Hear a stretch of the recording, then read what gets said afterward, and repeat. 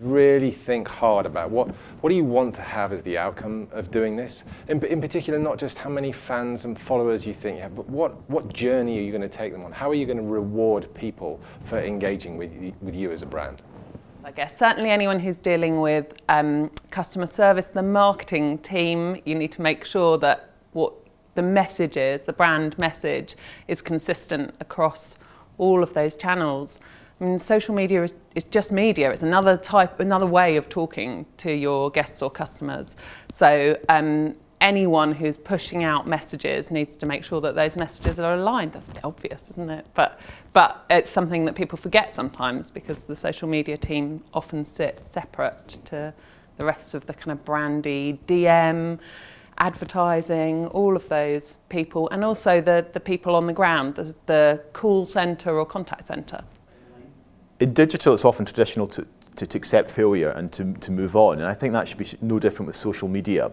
In the past, when the government's freezes on marketing expenditure came into place, a number of campaigns did have to be shut down and ramped down. So we actually did prepare social media exit plans. So I do think it is credible to do that and say actually we can address the particular need, particular communications objective by moving our resources into somewhere else and somewhere different. So don't be afraid to do it.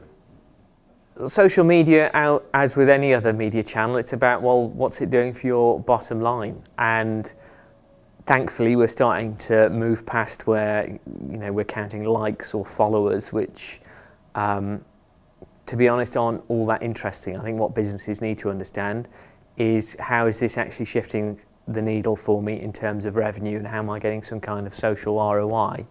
And that's not necessarily easy because social campaigns don't run in a silo, they run with all sorts of other activities. There's been a few campaigns that have really caught my eye. I really like simplicity. So one for Instagram was the hashtag #IamLevi's, where they selected their model for their next campaign by people loading up their pictures with the hashtag on Instagram. Again, when they did that, it was something that was a kind of a first. No one really knew how to make the most out of Instagram, and everyone who uploaded their pictures really thought about the brand. So everyone was in beanies and check shirts with skateboards over their shoulder. I'd always expect, and I think if we did it as ASOS, there'd be a few boob shots. So they kind of really nailed it, and their audience really respected what they were doing. And as it was such a new space to be trialing things, it really worked for them. And then another personal favourite of mine is the Coors to be the most liked beer in America. So all you had to do was, if you're in Times Square, if you liked their Facebook page, your picture came up on Times Square billboards and you had your 5 seconds of fame. So that kind of, although it was to be the most liked beer in America and Times Square is a tourist trap, everyone was liking it. They were talking about Coors. They were all taking their pictures and going back home saying, look, I was on Times Square, this is amazing. I mean, it's difficult. A song's going to end and a newspaper article will end, but so these are conversations when you're starting online. In fact, you want to promote that, you want to continue that. Conversations, if they're good, will not end. And certainly you shouldn't have an end date on a campaign. What you're trying to do is create a huge buzz and make those conversations happen, and they should happen over the course of time. And if organically you're getting more out of that over the course of time, all the better. But no, I don't think there's an end date to any sort of social media campaign. I think if you do it well and you're effective with it, then those conversations will go on and on.